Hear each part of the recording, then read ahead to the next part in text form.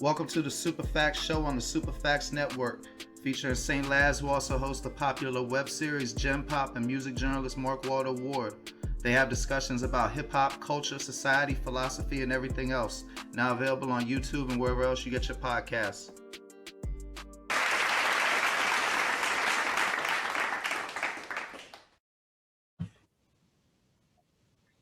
What up, world? It's your boy Mark Walter Ward, Superfacts Show, Superfacts Network. Today we got the shit, in my opinion, the legendary I-20, one of the illest lyricists ever to come out of the South. Just numerous outstanding projects, the Amphetamine Manifesto, Sleeping Giant. I found me a copy of the Sleeping Giant. The Gray Area. Stole so many verses on D.T.P songs. I mean, it's just too much to name. How you doing tonight, brother? Blessed, man. Thank you for having me. No doubt. We were just talking off camera about how it took a minute to get this together because you've been working on new music. So shit, I ain't gonna bury the lead. What's up with the new music? Man, I'm putting together two projects that I want to kind of put together and put them out back to back because I know it kind of, I know it's kind of the trend now to just do music, and kind of do volume. But that's not ever really been my thing. I kind of take time, sit back, wait until I have something to say, something to contribute, and then I put out projects. So I got two projects I'm putting out that I hope to have out maybe the first one by July. I'm hoping that was going to be called This Changes Everything. And then I'm hoping to having the second one, probably drop that one about September. That one's called End All Be All. What is it?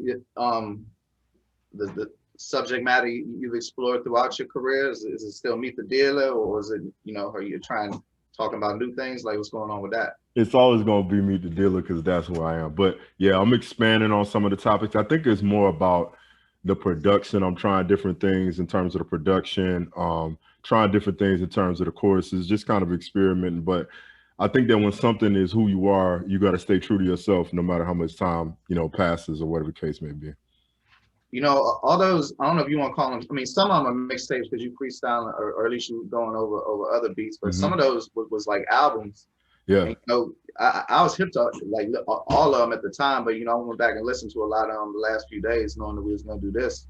And I was struck that like a lot of your production choices, like they caused me to go back and look when you released it, and you was ahead of the curve on a lot of stuff.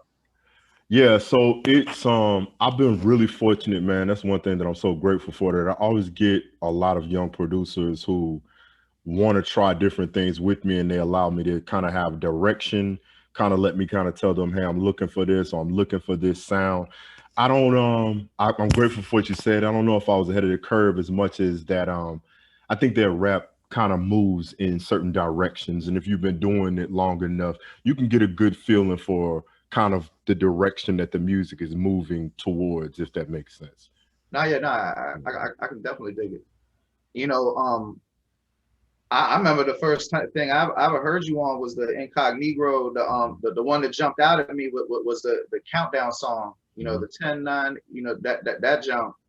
And I've always been struck by like your lyrical ability, and do you get like in Atlanta in the South, like do you get your just due as a lyricist?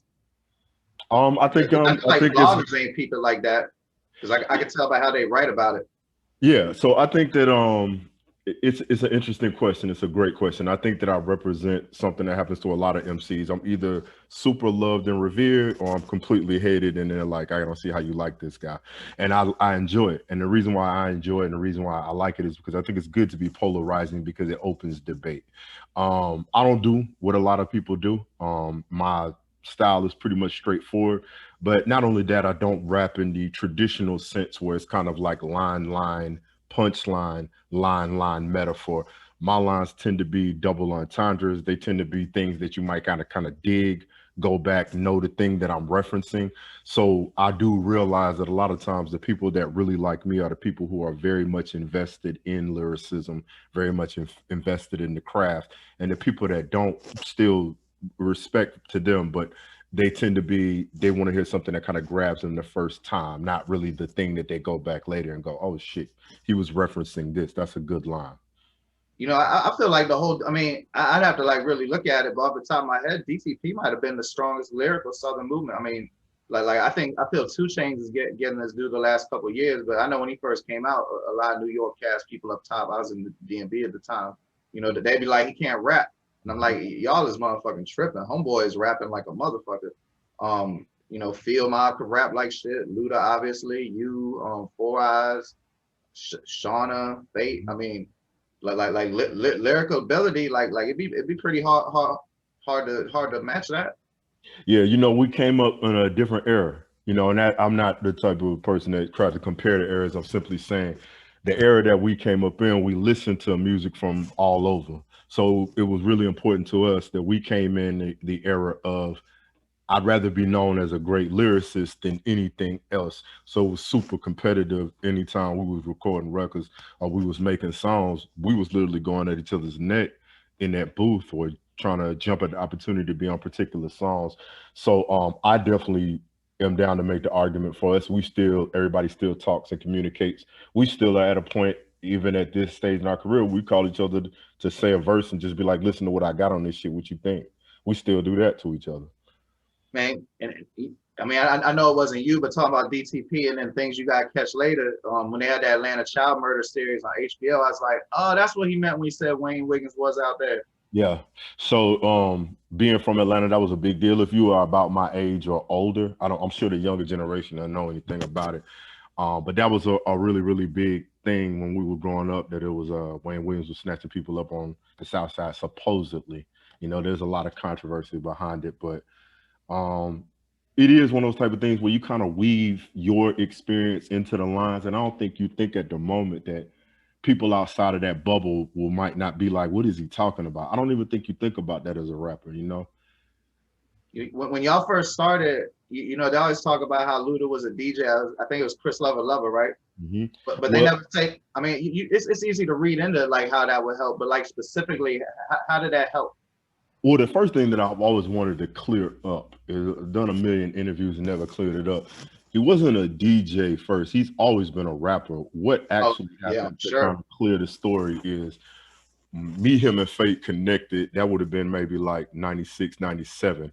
And we were trying to get the music thing together, working out the group, trying to fix it up. We moved to an apartment complex that 2 Chainz and Dollar Boy stay in. So we all kind of been crew since 97. What happened was Hot 97.5 from New York gets a branch in Atlanta. And at first they didn't have any radio DJs and they wanted local talent. And so they kind of just put out this APB like, hey, if you think that you can work on the radio, come up here. And Luda took it upon himself to say, hey man, I'm an intern, with the idea, with the thought process being maybe if I can work up there long enough, when we start making our songs, they'll let me play some of our music up there. So he really did it just as an opportunity to get our music played. But I think a lot of people think it as he was this on-air personality who decided to rap, versus that he was a rapper that was smart enough to be like, shit, I might try and be an on-air personality. So that's really where it started. And it ended up that he was right, because by the time he had created so many good relationships, they took What's Your Fantasy and they agreed to put it in the mix. But they also told us, hey, if it doesn't work, we're going to pull it. And it just so happened to work. Got you. I can dig it. So you know, then Incognito came out, and I guess it blew up, and he got the Def Jam deal, and they re-released his back for the first time. And After we got turned down a bunch, another thing people don't know, we tried to get a record deal. We put that in independently because everybody kept telling us they didn't get it. That's what they told us about our music. what about it? What would they have not got? You got to keep in mind, you're looking at it from now. Look at it more from 99, 2000. I get it. Like, what, wasn't gangster enough or some shit? It was the crunk movement. You know, everything was pretty much crunk, especially in the city we from, where everything was kind of crunk, everything was kind of chanting, everything was kind of energy. We don't even really choose those type of beats. If you're a real, I mean, what's the psychological sense of that though? Like, who gives a fuck what movement it is if it's some shit that sounds good? Like, yeah, I agree, but the industry is a machine, and all they really want is to see a formula that's working and get their version of the working formula. It takes a lot for a label to be the first to kind of jump out there and say, hey, I'm gonna get somebody that's completely different. and do something completely different. So when we were putting our demo tapes out, the irony is that the Incognito, plenty songs on there was from the very demo that people were telling us, I don't get it from. Damn, that's insane to me because like some shit's undeniable, you know. And like at that time, I know you remember like when 50 and Cam was beefing. Some people felt like either they could only listen to Dipset or G Unit. Like it was a time where like you'd be proud to assert like regionalism or tribalism. A lot of people like I was always open minded with that shit. And to me, if something's undeniable, it's undeniable. You know, like Bone didn't sound like shit, but it sounded like something that was fucking undeniable. And Incognito, I mean another thing about D.T.P, it was crazy like how different y'all were. You know what I mean? And not like in the Wu-Tang way, because they was kind of different, but also kind of the same. Y'all was just like it wasn't too many clicks. Like Redman click didn't really have like a street hustling rapper like yourself. You know what I mean? But it worked. It wasn't forced. It worked for and against us ultimately. And everything you're saying is what's crazy about the music industry. We became friends through music because we all had very different childhoods and we were from very different neighborhoods. Obviously, me and 2 Chainz are from a different type of neighborhood than Luda is from. We were involved in different things than he was, but we all had a legitimate love of rap. So it worked for us in the sense that we loved how different the songs sounded, but it became a challenge once we got a deal because labels at that time were confused on how will we market an artist that caters to this demographic, and yet he's associated with an artist that caters to a completely different demographic, and to the point that that's why I never felt any way about the solo success that the rest of us had in comparison to Luda or even in comparison to Chingy, because Luda's fan base naturally would go to Chingy because it's a very similar type of fan base, even if the music isn't similar. Me and 2 Chainz have a completely different fan base. So it took, in a weird way, it took us kind of branching and doing our own things, finding our own voices, finding our own lanes, finding our own audiences. And it's been the weirdest thing. I would argue that in the past 2 years, I've gotten more love of people in the uniqueness of D.T.P than we got at the height of our success. It's like now people are starting to go, oh, that was actually dope, that they had this type of rapper, that type of rapper, and that type of rapper in their clique. Damn, I like both the group albums. All that shit's just absolutely fucking crazy to me. But I mean, I guess it is what it is, you know. And in that vein, was Move Bitch a curse to you sometimes? Like, because I seen like you ain't had like, and you can also, if you want to talk about like the Def Jam ever say like why they didn't sign you specifically, because I don't see why any label that was in the business of releasing good rap music would have wanted your first solo album. Yeah, so Move was a record that you know, it's always crazy how things work out in your favor. I didn't want to be on Move. When Luda first brought me Move and I heard it, I didn't want to be on it because I felt like, well, I don't do what him and Mystical do. They're very animated rappers. And I love that about them. They, you know, Busta, Luda, Mystical, they're all these very animated MCs, and I'm kind of monotone punchline, more in the Jadakiss mode. And so I was like, I don't know how I fit on this record, but it was Shaka, the president of D.T.P, who was like, just trust me. Don't worry about what they doing. Do what you do. This is a good record for you. It'll be a good foundational record for you to kind of find out who your audience is. After we did the record, what really happened was Lior was a huge fan. Kevin Liles always liked me, but he had gotten into a place where he felt like he wanted to get the artist that he could simply go, if you like Luda, you'll like this. That's kind of how he saw it. And that worked for Shaka anyway, because he wanted that Wu-Tang model of us, somebody having a deal here, somebody having a deal there, somebody having a deal here. So when Kevin kind of was like, let me think on it, Shaka was like, no problem, and took me over to Capital Priority. Got you. What's I was seeing that like when I was looking you up on Discogs, you got several releases. Predator. What's Sandermain? That's your real name? Yeah, that's my last name. Yeah, that's my last name. That's my actual name. Okay, got you. Yeah. And then I see constantly in materials you talk about 100% Liberian, proud to be Liberian. Yeah. And I ain't gonna front, I consider myself pretty well read and everything. And but I ain't too hip to Liberia. So can you give me the TLDR, like what's up with Liberia? Yeah, definitely. It's a small country on the coast of West Africa. It's right next to Senegal and the Ivory Coast. And Liberia is the only country in Africa that was actually founded by freed American slaves. It's the country Oh yeah, that okay, good. when Marcus Garvey left the United States after the Emancipation Proclamation and went to West Africa, it was Liberia that he landed on. So it's the only country in Africa where English is the national language. Okay, see, I definitely know about Marcus Garvey. I knew that, but like I ain't heard that for a minute. I knew it's some about Liberia. What's it like now? So it got How does that worked out? it's tough because they had a coup there in 1986, I believe, and in a country like that, as long ago as that was, it's tough to kind of recover and get back to a kind of capitalistic functioning society. So things are decent there, but things are tough as they are in a lot of places that aren't the United States of America. So They my ain't make no parents, We Are the World for Liberia, huh? those type of things are only done if there's something beneficial to the states, contrary to what you may have been told. Oh yeah, like the first thing I thought when you said that was like, damn, it must not be nothing they can make money off of in They Liberia. did That initially. shit They quick. came over there because Liberia, at one point in time, was producing some of the most rubber in the world, and the United States promptly came over. And one of the first big Firestone plants was in Liberia. Damn, they'll fuck everything up, won't they? Yeah, that's what they do. But back to the like I said, going through I guess you say your discography, like looking at the people you work with, and these is on your solo projects. This I wouldn't imagine was really backed by a label too much. So like I imagine a lot of that was off the love. But you making songs with Vado, Hell Rail, Game, Freeway. Um, I mean, I could just go on and on, like Black Rob, all kinds of people, and that shit had to be off the respect.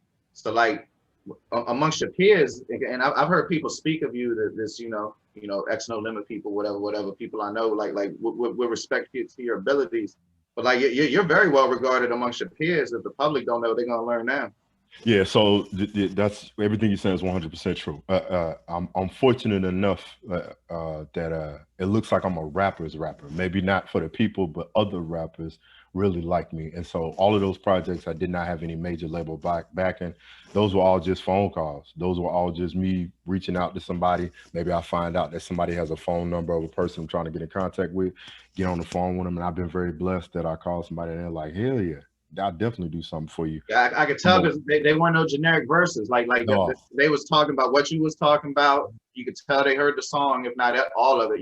But like they were speaking to you in the, like you can tell when some shit's just, here you go. Somebody just got a verse. No, these were conversations. These were exchanges of respect.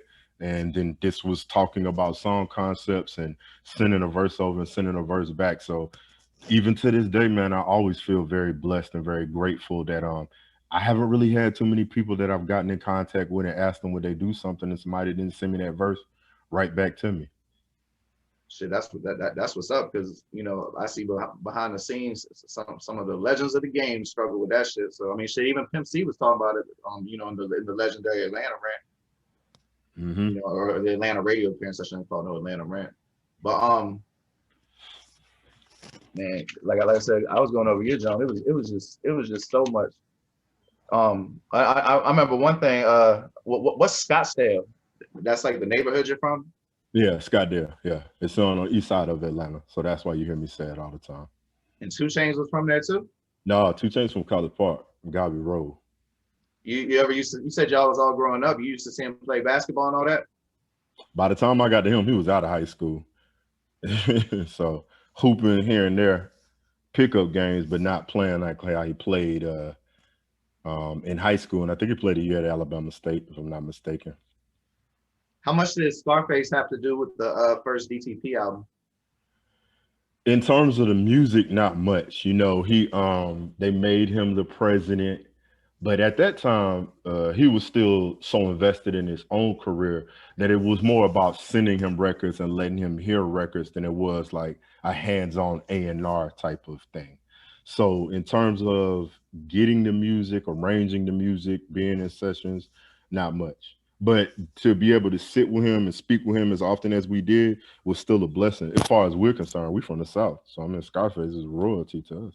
Oh yeah, shit. But we had met him before because we thought we was gonna sign a rap a lot before all of this. Oh yeah.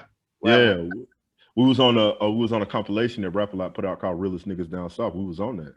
yeah, but Woodville and all that. Yeah, I know about Yeah, it. got cool with Jay Prince, and we thought we was gonna sign with them. But again, it was just one of those things where at that time, anything that seemed like somebody was dragging their feet, we just said we'll do it ourselves. We would just be like, "Fuck it, we'll do it ourselves." Man, you probably would have had like 5 songs with Roy Jones Jr. Maybe, man. Shit, well, I'm sure you've been asked this many times, but like talking about you being underrated, you think Field Mob and 2 Chainz have got their just due as lyricists? I think Field Mob definitely gets the respect that they deserve as a phenomenal group and phenomenal lyrics. I think people are starting to wake up to Two Chains. I think with Two Chains, what always happens, and it doesn't matter where you're from. I think that when you are very much the sound of the city you are, if it's not New York, there tends to be kind of like I mean, he's good for, enter that in. I think that all people kind of get that at first, especially a chick with a super heavy Atlanta accent. So I think at first people heard the lines and was like, that's cool. But I think now they're starting to really catch on to the genius. I talked to him day before yesterday, and we talked about that fact because he has a verse on this new Jim Jones that I just think is phenomenal. He was Yeah. talking about how they were speaking about him, and he talked to Jim about the verse, and we just had a conversation about how different now people hear. They're not surprised to hear a quality verse from him. We could that at most was 2 days ago. Yeah, but shit. I mean, I remember vividly, and you know, it's to their credit. Lots of people admitted they was wrong. And that's another thing I want to ask you about. Like, you know, you had the on the Sleeping Giant, you had the song with Vado and Hell Rel. Yeah. Um, I, and you know, I remember that thing where Luda was talking about like one of his favorite verses ever was a Cam verse. So long story short, like D.T.P, y'all really like Dipset, huh? I don't think you understand how much we love Dipset. We are Dipset stans. I see you got the Dipset album behind you. My very best friend in the world is Arsonist, the Heatmakers. Okay. Yeah, so he did a few on some of those tapes you have, and he did a few on the new music. But yeah, we are huge. I think Dipset was one of the first groups, I believe, from New York who really kind of embraced the Southern swag or style or what have you, and did a great job of kind of combining that East Coast style with that down South swag. So yeah, we are huge Cameron Dipset fans. Everybody. You know about the Heat Makers had like these Sony red records that was like vinyls, and they had 2 songs on each side. No, I'll have to ask R. Yeah, I get up, but I got all those behind me. They got like Dipset shit that was never on no album. Like you'd have like a Jay Bezel verse with a different beat or some shit. Hmm. Yeah. Yeah, I got like 5 of them shits. It took me forever to hunt down them. They was like $70 on Discogs. One of them. It got some Remy Ma shit on it too. She's But phenomenal. it's all Heat Makers, you know. It's under Heat Makers. I got like all 4 of their CDs and all that. Yeah, That's like what talk I about fans. I still collect mixtapes, brother. Shit, I got. mean. I be feeling old as shit, but I don't give a fuck. I be like, man, you press that up. Man, you hell yeah, ain't nothing wrong with that. That's how you ride. That's how you ride. I can't stream everything. I don't mind being old like that. Sometimes I need that physical copy. Are you ever gonna get any of them projects that you got on live mixtapes? That's like all the way projects on Spotify. Like wouldn't that behoove you financially? Man, my son, he's a rapper now, so it's crazy you said that he's been trying to get me to do that now for a couple of months. So I think I will. It's always tough when you are an artist that hasn't been out in a while. I think you've got this natural fear that if you put something up, people gonna think it's new and be like you sound dated. But there's a lot of music that I'm very fortunate. A lot of people are always asking me, man, you got to put this up on something. You got to more people need to hear this. So I mean, if you worry about that, just when you put the title in, put in parentheses the year next to it. yeah, that's a good point. But Because I mean, the amphetamine manifesto 1 and 2, like shit, DSP people need that. Because you try to listen to live mixtapes on your phone, like if you go to another screen, it cut off. say I don't. That's the crazy thing. I'm still. I don't want to lie to you. The whole streaming thing is still super new to me. So I'm kind of Oh, getting I fought into it it now. kicking and screaming, brother. I fought it, but being able to have all that shit at once, wherever you're at on hand, eventually it just becomes too convenient. You feel me? You're damn right. You're damn right. You're right. You're right. So I'm. It's like at any moment I can listen to any fucking Ice Cube album ever. So funny you use him. I think he's the most underrated rapper in history. I wouldn't argue him, Devin. Devin the dude, hell yeah. You know I'm a Devin fan. He's been on 2 of my projects. Which one you like better? The one from the retail or the John with Lil Kiki?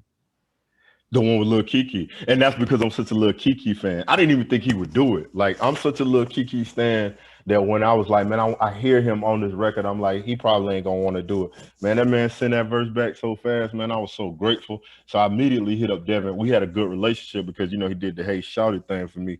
And we had been wanting to do more records ever since then and just never could get the timing right. So when he heard Kiki verse on there and he heard my verse, he just came in and added that hook in. It was just a blessing, man. I was so grateful that Kiki did that. Man, you must love going.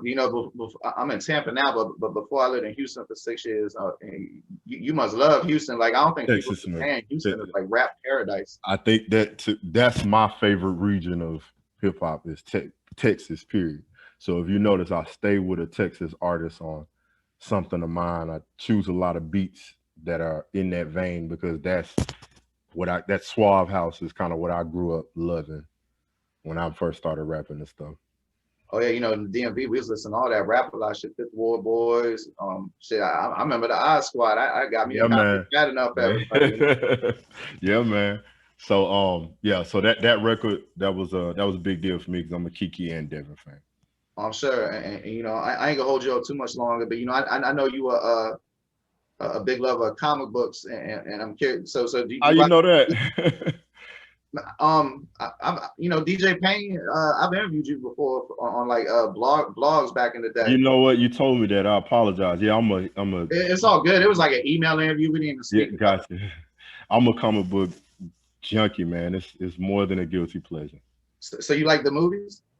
I think the movies do the best they can. That's the best way I can answer it. I don't blame a lot of people like me are very critical of the films. The reason why I'm not is because you're trying to take sometimes 30 years of material and condense it into a 2-hour movie. So they're going to have to cut corners. And then some of the stories are very complicated. Right. Yeah. So I think the movies do as best as they can with very complicated material that actually spans sometimes from the 1960s. I mean, them X-Men Jones got a little messy at the end, but they was vicious. For the most part, the Marvel Jones are pretty good, but I feel like they fucked the villains up. And me personally, I like the villains much better. And in MCU, who you think's been the best villain so far? What a great question. I think Thanos, because he's been the person that they've given the most character background to between him and Killmonger. They're the only person that they've attempted to develop an actual story around them. So yeah, I love some motherfucking Killmonger. Yeah. So it's either gonna be Thanos or Killmonger. Now let's see what they do now that they've been able to see that the audience enjoys a good villain's character arc, which they should have seen with how well people received the Joker when Heath Ledger played him. But let's see moving forward, because there are so many. Dr. Doom is an incredible character that they could do an entire movie on him and be a great movie. So let's see what they do moving forward. Man, yeah, bro. They kill him too much. Like they should have let the deaf chick from the Thor movie live. Like, they kill all the good villains. Yeah, they again, I think it's because they don't want to confuse people, and they try to keep the storyline super simple. So that's all right. Magneto's coming, so we'll be good. We'll be good. So I read my comics to this day. I collect my comics. I try and get one every other Saturday. So yes, I am a comic book nerd, and it's getting out more and more apparently. Yeah, I mean, me too, bro. Shit, I just got the whole RoboCop versus Terminator in the mail, and I was happy as a motherfucker. Oh yeah. Have you been So able I to? didn't know that shit existed because I did some time, so I missed a lot of comics. And while I be finding out some things came out that I ain't know about, I'd be happy as a motherfucker. Yeah, if you like those type of things, they got a whole Batman versus the Predator. Oh, looking on Amazon. Check that out. Yeah, the Batman versus the Predator. Check that out. Shit, that's what's up. But before we get out of here, when's the next release coming? And where should they check you out on social media, website, all that good stuff? Yeah, so I'm thinking early July. It's gonna be called This Changes Everything. I'm already in the mixing part of it right now. So check it out. I'm at I-20 the dealer on Instagram and at I-20 D.T.P on Twitter. I don't think I got a Facebook. I'm still this social media thing ain't really my thing. I barely do interviews, to be honest with you. So you can just reach me up on either one of those platforms. Oh, well, that's a bet, man. Shit. Well, that's even doubly better since you barely do them. Because I ain't gonna lie, this should be one of my favorite thus far, man. Thank you for your time and thank you for joining the show. Anytime, man. All right, brother. You take it light. You too.